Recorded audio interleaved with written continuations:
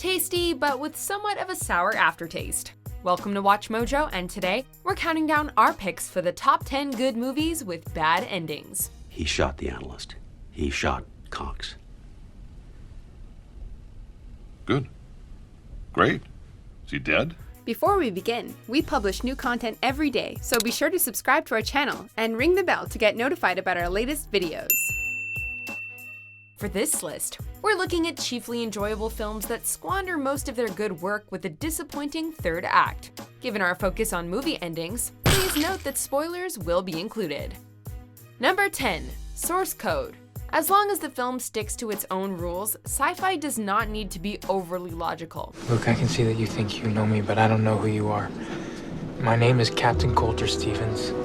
I fly helicopters for the U.S. Army in Afghanistan. Centering around the character of Coulter Stevens, a comatose soldier whose consciousness is transferred to a school teacher caught in a train that was destined to explode, Source Code should have ended with the hero learning about the terrorist's next target and dying in the train's explosion. Everything's gonna be okay.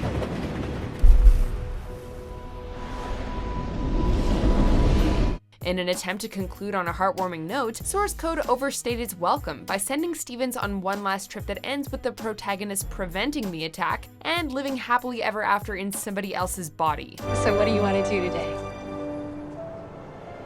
I think we should stay here for a while.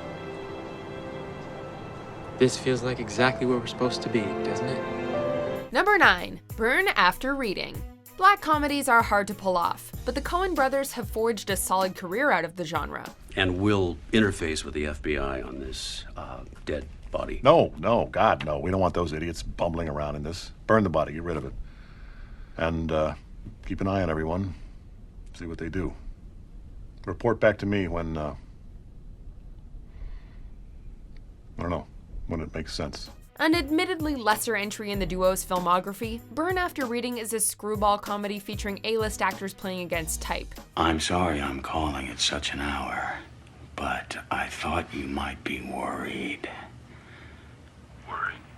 About the security of your shit. Despite the plot centering around the potential leak of CIA secrets, most of the experience feels kind of trivial, so going with an ending that reflects the spirit does make sense. Unfortunately, from a viewer perspective, Burn After Reading desperately needed a remarkable third act to elevate the film to the next level. Instead, the Coen brothers had it go out with a shrug. What did we learn, Palmer? I don't know, sir. I don't know either. Number 8. Sunshine. One part existential drama, one part Friday the 13th in space. Danny Boyle's sci-fi epic hit all the right notes during its first 2 acts, before electing to throw something like a zombie into the mix. My God, Pinback. Not your God. My God.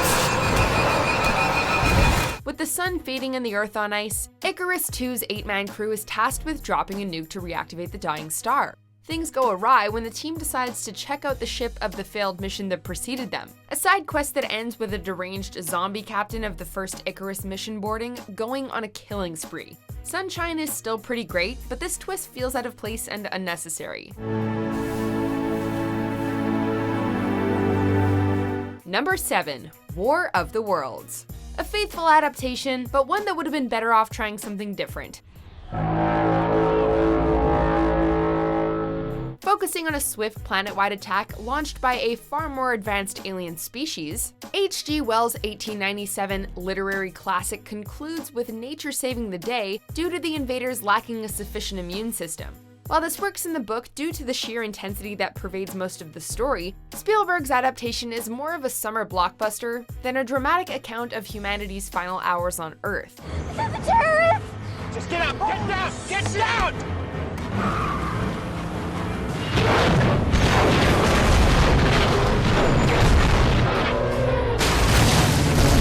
As a consequence, the climax falls flat and comes off as a bit of a cop-out that makes the central characters feel inconsequential. Number 6. The Dark Knight Rises.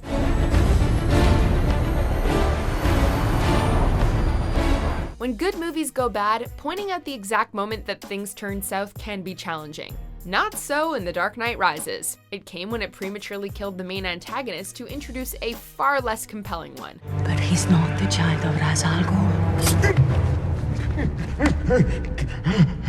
I am. Christopher Nolan's Batman trilogy is rarely anything other than great, but The Dark Knight Rises' chaotic third act goes out with a relative whimper despite the dozens of on-screen explosions. In addition to unceremoniously axing Bane, the film's attempt to tie up loose ends proved rather laughable.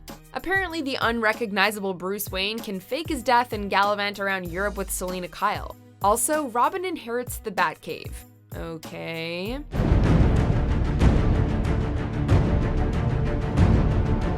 Number 5. Signs. No, we're not stretching the definition of what constitutes a good movie.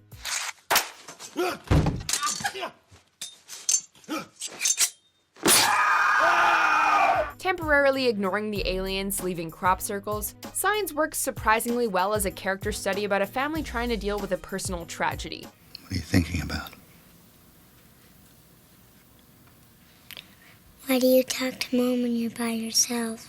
The extraterrestrials are mostly used as a means to mend Mel Gibson's estranged relationship with his children. Alas, Shyamalan could not resist including a trademark twist, in this case, a laughable one. The aliens' only weaknesses are water and blunt weapons, which instantly turn these supposedly intimidating creatures into cartoon characters. This addition is made even worse due to the daughter's convenient quirk of randomly leaving glasses of water around the house.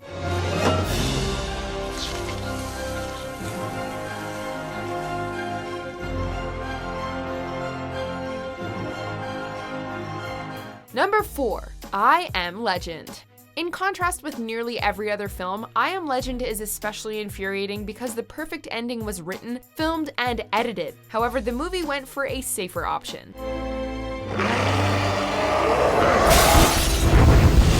Based on Richard Matheson's 1954 novel, Will Smith's post-apocalyptic drama sees humanity on the verge of extinction due to a virus that gave rise to a new species. The theatrical edit sees the supposed hero discovering a cure, which went completely against the somber and fatalistic tone set by the initial 2 acts. What are you doing? The cure is in her blood. The alternative ending flips the table on the protagonist, whereas one of the last surviving humans, he's actually the monster stalking Earth's dominant species. What the hell are you doing out here, Fred? How did you get out here? Fred, if you're real, you better tell me right now. Number 3. Lucy. Ironically, shutting off your brain is the only way to enjoy Luc Besson's flick about unlocking the mind's full potential. Following Scarlett Johansson as she's injected with a drug that transforms her into a superhuman, Lucy is a ridiculous but fun revenge action thriller that seemingly collapses under its own absurdity in the final act. Time gives legitimacy to its existence. Time is the only true unit of measure. It gives proof to the existence of matter. Without time, we don't exist. Based on the premise that humans only use a fraction of their brain's potential, the eponymous character becomes a nigh omnipotent after unlocking 100% of her cerebral capacity.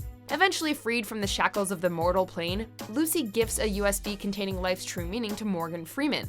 In hindsight, is everyone sure Lucy wasn't meant to be a comedy? Hey. Where is she?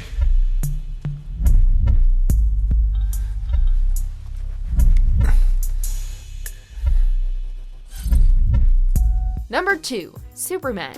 Unless in the presence of a glowing rock, the Man of Steel is damn near unstoppable. Filmmakers, however, should probably stop short of turning Superman into a Time Lord. Bolstered by a mesmerizing cast and Richard Donner's brilliant direction, Superman set the standard for superhero adaptations and, to this day, houses cinema's most iconic variants of Clark Kent and Lex Luthor. What the hell is that?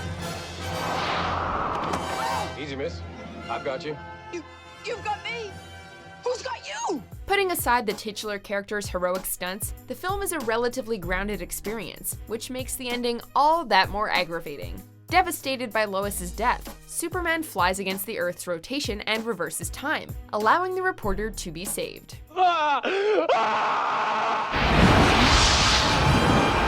Hey, at least the science checks out. Not.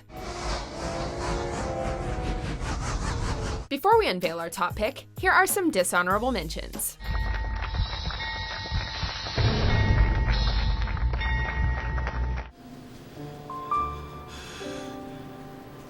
What is this?